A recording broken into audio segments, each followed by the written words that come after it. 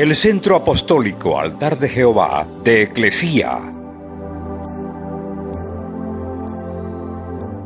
presenta lo mejor del trigo. Conduce Lourdes Bravo de Villar.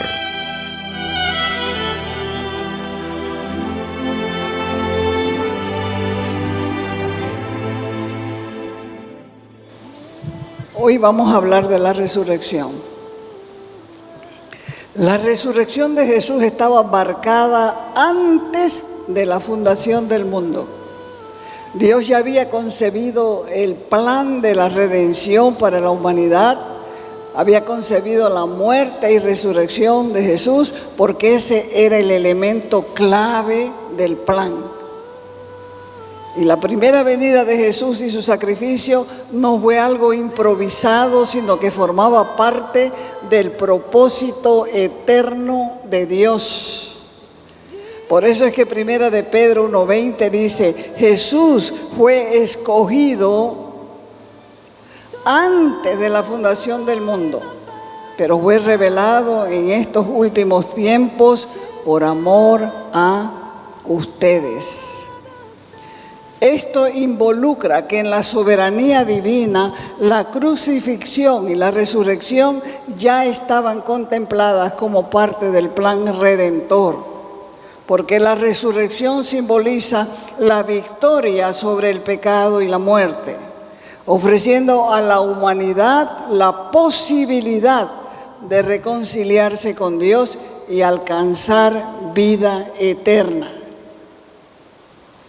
Así, desde una figura teológica, la resurrección de Jesús no solo fue un hecho histórico, sino un acto que trasciende el tiempo y se sitúa en la eternidad del propósito de Dios.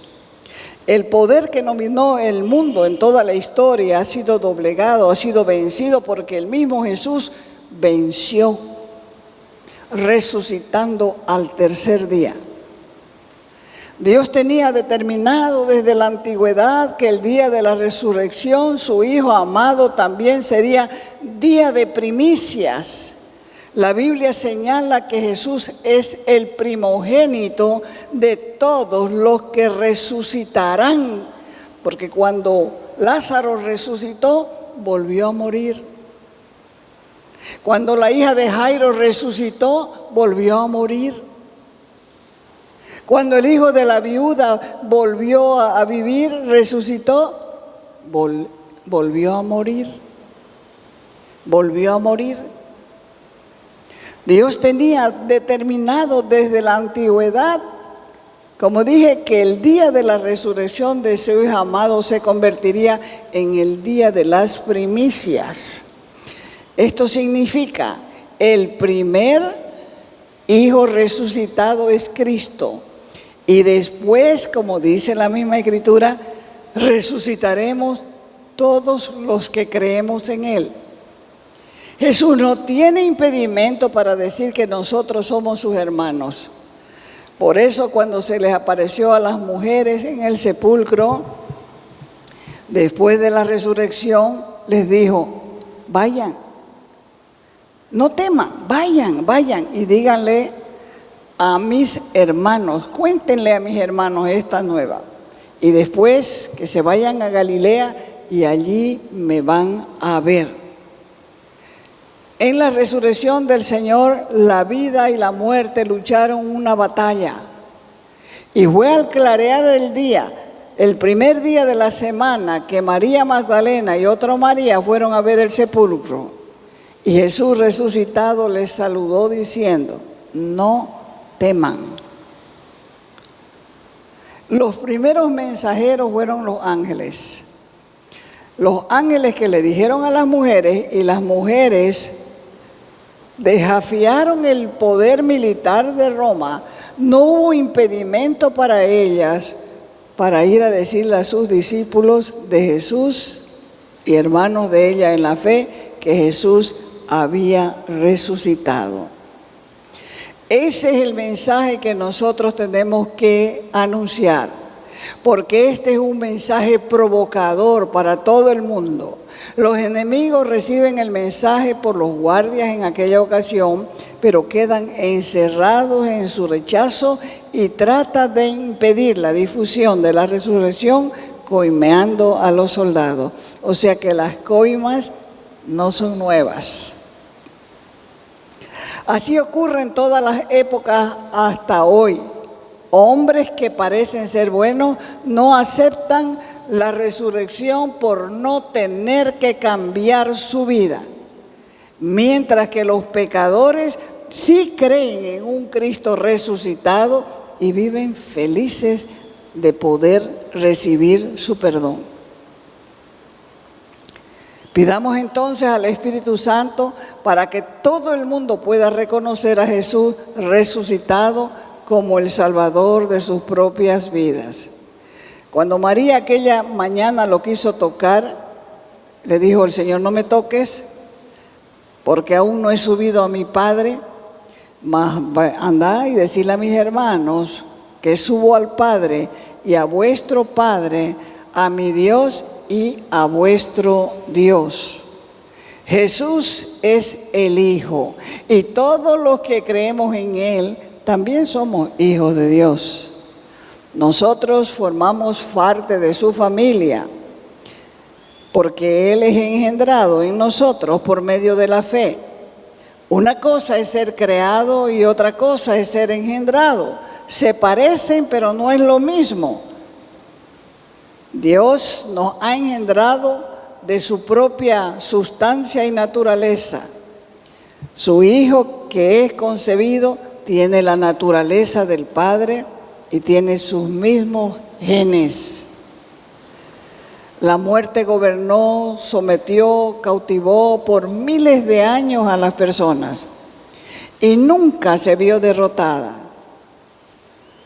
La Escritura dice que la muerte es soberbia. La genética de la muerte es totalmente opuesta a la genética de Jesús, que es vida. El mismo Jesús dijo: yo soy el camino, la verdad y la vida. Nadie va al Padre o viene al Padre si no es por mí. Así que la muerte tenía que ser vencida.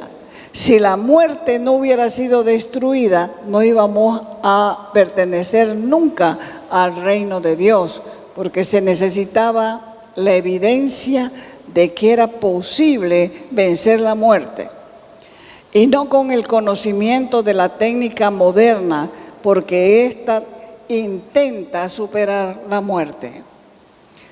La tecnología moderna procura alargarle la vida al ser humano y hacer que vivan más. Por eso todas las recetas: coma tal cosa para que viva más, haga ejercicio para que viva más, haga esto otro para que viva más.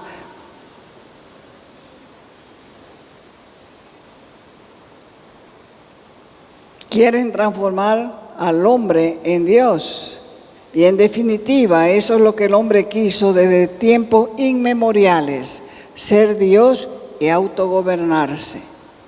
Hacer y pensar lo que quiere, como quiere, y decirle a Dios: no te metas en mi vida. Impidiendo que sea parte de la educación, impidiendo que sea parte de la ciencia, impidiendo que sea parte de los gobiernos e inclusive de la moral.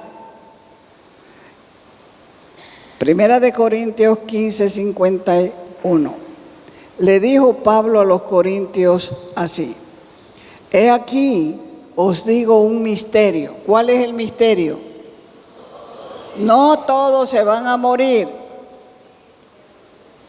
No todos se van a morir, pero todos seremos. ¿Cuándo? En un momento, en un abrir y cerrar de ojos. A la final, porque se tocará la trompeta y los muertos serán resucitados como incorruptible, y nosotros seremos transformados. Algunos creyentes de Corinto afirmaban que no había resurrección de entre los muertos para los cristianos. Pablo se opuso a esa idea por completo, y aunque sí estuvo de acuerdo en al menos uno de los puntos, es decir, que no hay forma de que los cuerpos corruptos y moribundos de carne y sangre puedan heredar el reino de Dios. ¿Qué era lo que quería decir con esto? Él quería decir que nuestros cuerpos naturales no pueden existir en la presencia de Dios en el cielo eternamente si no han sido transformados. Por eso es que Él reveló este misterio a los corintios en este pasaje que acaban de leer, y es que pueden heredar el reino de Dios. El misterio es que nuestros cuerpos tienen que ser transformados. Esto quiere decir que Él transformará nuestros cuerpos naturales en cuerpos glorificados o espirituales para que puedan heredar el reino de Dios. Pablo comienza diciendo así: presten atención, para mostrar que lo que estaba a punto de decir era muy importante. Ese misterio, dijo, que la resurrección de los muertos tendrá lugar ¿cuándo? ¿Cuándo? Cuando Cristo regrese. Cuando Cristo regrese. Y va a llevar a las personas solamente que le pertenecen. Dice que la primera resurrección es para los que murieron en Cristo. Los que no son de Él no van a resucitar, van a esperar el juicio para resucitar en la segunda resurrección. Hay dos resurrecciones. Una es primero y la otra es después. La primera resurrección es para los que están en Cristo, a los que nacieron de nuevo, a los que recibieron al Señor Jesús como su Salvador personal, a los que cambiaron de mente, a los que cambiaron de pensamiento, a los que sufrieron la metanoia, cambio. Para ellos es la primera resurrección. Y la segunda resurrección es ¿para qué? Es para juicio delante del trono blanco.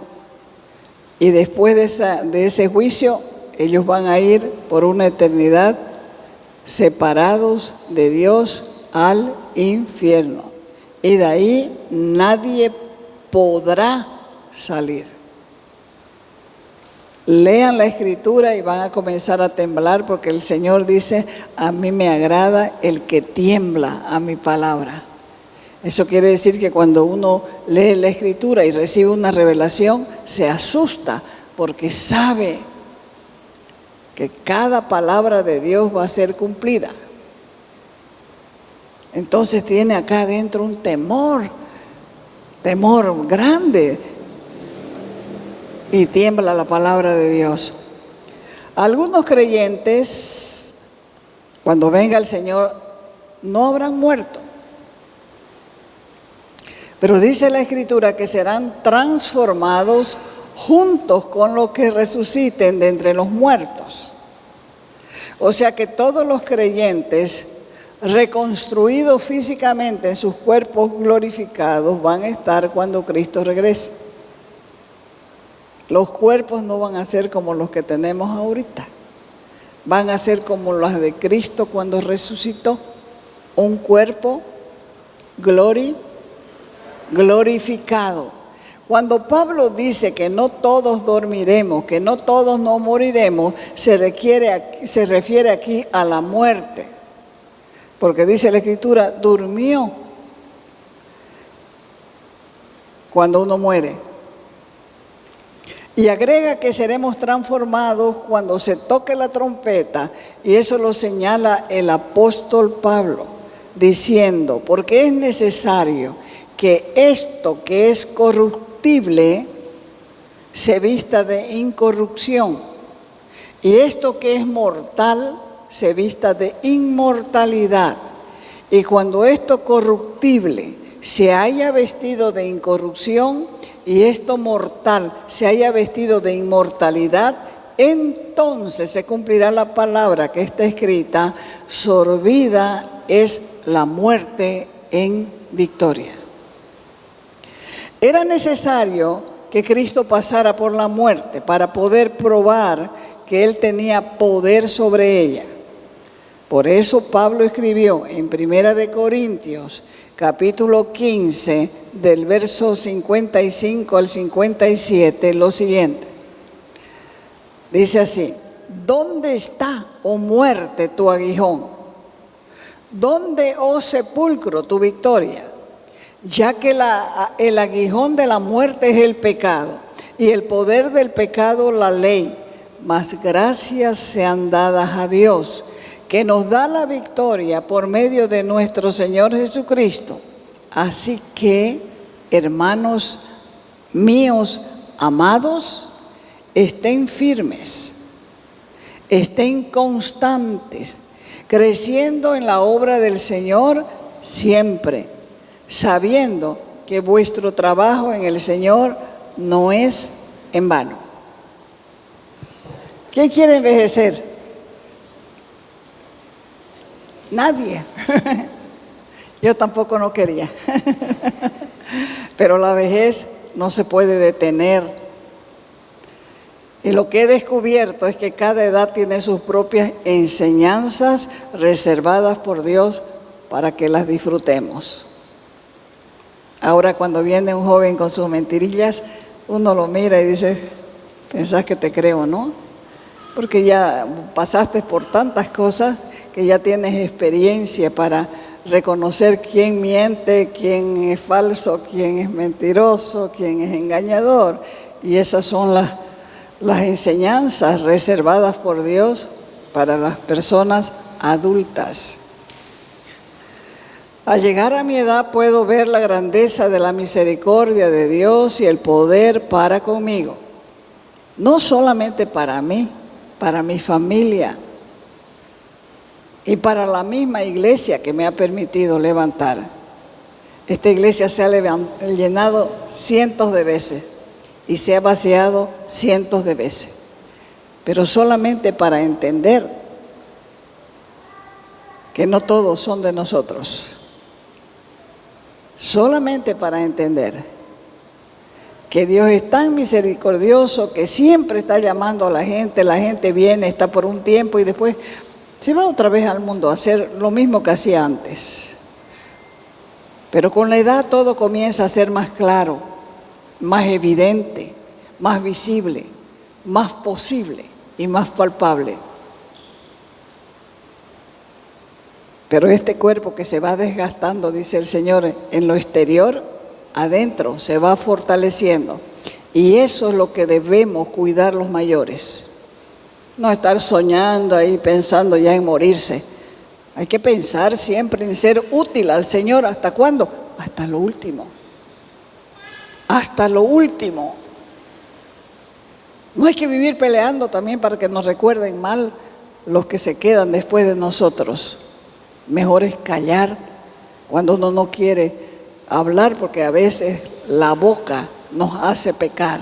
Y lo más triste es que como uno no cree que peca en la carne como antes, no tiene pecado. Eso es lo más triste para el viejo. No saber, no conocer que Dios conoce nuestros pensamientos, conoce nuestras intenciones, escucha lo que nosotros hablamos, sabe lo que pensamos. Por lo tanto, debes mantenerte en la fe. Debes mantenerte en la fe, porque a pesar de todo lo que vemos en Bolivia, sé que después de esta limpieza de la corrupción que tenemos y vemos, y la escasez y la pobreza de los bolivianos, ellos se arrepentirán y clamarán a Dios por ayuda. Y entonces, cuando suceda eso, vendrá el avivamiento prometido. Lo que no deben olvidar es que sin Segunda de Crónicas 7:14 no vendrá el avivamiento. ¿Recuerdan cuántos años esperó el pueblo de Israel por el Salvador? Años de años. ¿Recuerda cuántos años se está predicando la muerte y resurrección de Cristo? Años de años. La muerte de Jesús y su resurrección no fue un evento que ocurrió al azar, sino que fue algo muy bien programado por Dios. La muerte fue vencida, el poder que dominó el mundo en toda la historia de la humanidad era el temor de la muerte. Nuestra esperanza es una esperanza viva.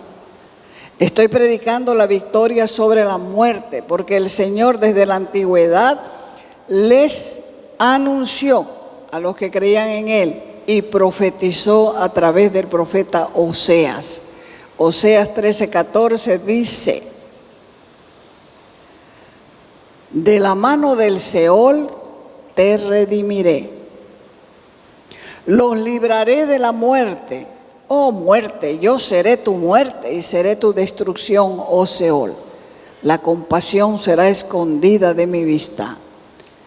O sea que el libro de Oseas cuenta la historia de un profeta que fue enviado a Dios a traer un mensaje de arrepentimiento. Un mensaje de arrepentimiento y esperanza al pueblo de Israel. Oseas profetizó sobre el juicio de Dios y la futura restauración de Israel. Y encontramos una de las promesas de liberación y redención más poderosas de la Biblia. Dice la Escritura: de manos del Seol los redimiré, lo que significa que Dios promete rescatar a su pueblo de las garras de la muerte, del Seol. El Seol es un término hebreo que se refiere al lugar donde van los muertos, el infierno o el lugar del olvido. Y la promesa de redimir a su pueblo de este lugar es una muestra del poder omnipotente de Dios y de su promesa de proteger a su pueblo a lo largo de la historia. Y el Señor dice: los libraré de la muerte. Es una promesa de vida eterna, que es el regalo supremo de Dios para su pueblo, porque la muerte es algo inevitable de la vida. Y la promesa de liberación de ella es un recordatorio de la promesa bíblica de que Dios está con nosotros. Incluso de nuestros momentos finales. Y cuando todo acabe en la tierra, seremos llevados a nuestro hogar celestial, donde no habrá más, ¿qué dice la Escritura? Dolor ni sufrimiento, solo amor y paz en la presencia de nuestro Salvador. Como no conocemos en realidad las cosas que hay allá, por eso es que la gente tiene miedo. Pero el Señor dice: yo seré tu muerte, yo seré tu destrucción, oh Seol. O sea que está diciendo Dios ahí que triunfará sobre la muerte, triunfará sobre el infierno, derrotándolo totalmente y para siempre.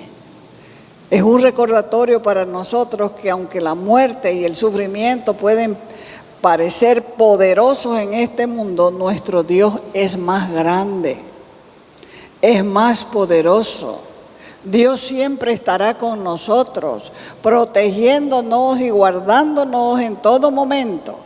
Por eso nos recuerda que nuestra verdadera casa está arriba en el cielo y que Dios está ansioso de llevarnos a su lado, y Él nos anima continuamente a confiar incluso en los momentos más difíciles de nuestra vida.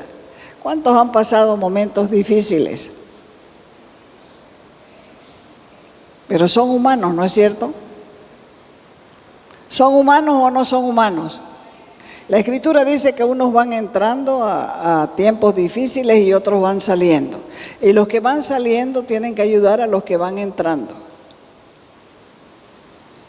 Jesús nos redimió. Jesús nos volvió a comprar. Es decir, nos creó primero y luego, como nosotros lo dejamos, nos rescató con su sangre. Ese precio caro nos libra de la muerte eterna. El Evangelio no es para que la pasemos mejor en la tierra,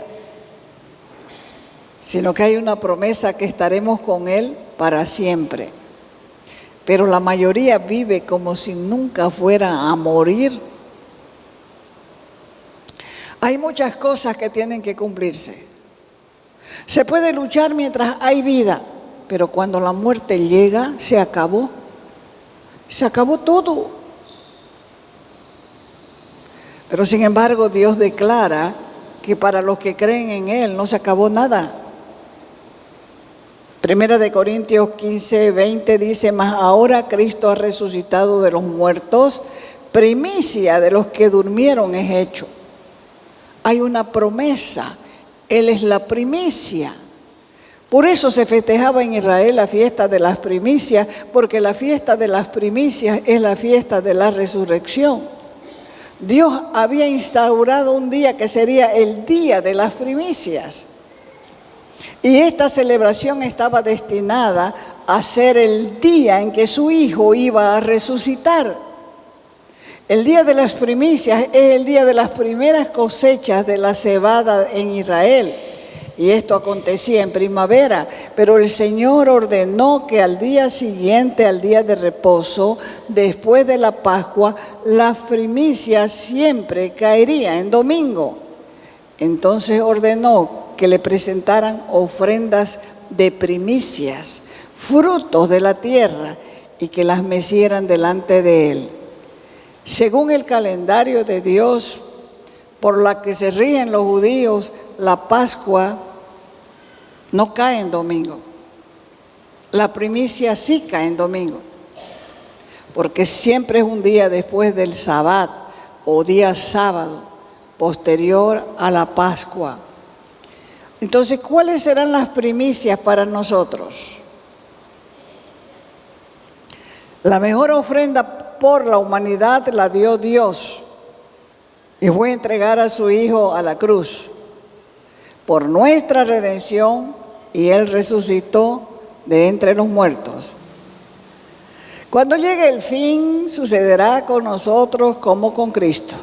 Venceremos la muerte porque el Señor venció la muerte. El poder de la resurrección reside en tu fe. En tu fe en Jesucristo, quien tiene poder para levantarte, para darte vida y sacarte del mismo lugar de los muertos, el Seol. Él quiere quitarte el aguijón del veneno de la muerte, porque el Señor Jesús venció la muerte. Él dijo: he aquí yo vivo, y porque vivo, ustedes también vivirán. La Escritura dice en el libro de Job que Satanás es el rey de los espantos. Por lo tanto, tiene a la gente presa por la muerte. La gente vive, como dije antes, presa por temor a la muerte. Y Satanás era el gobernante de la muerte, pero ya la muerte fue derrotada.